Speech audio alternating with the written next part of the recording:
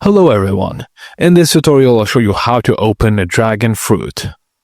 Firstly, place the dragon fruit on your cutting board, hold it steady and slice lengthwise from top or bottom and stem to base. Now you can remove the fruit in two ways. Option 1 is spoon method, scoop out the flesh gently with a spoon like an avocado, or eat directly or transfer it to a plate or a bowl for slicing.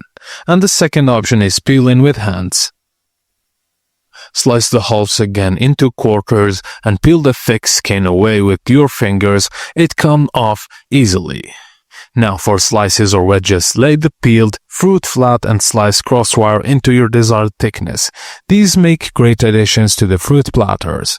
Now take your slices and cut them lengthwise, then rotate and cut the crosswise from the cubes. Just a tip, freeze the cubes in a single layer on a tray, then store them in a zip bag for smoothies or bowls. And that's it guys, thank you for watching, and please don't forget to like and subscribe for more.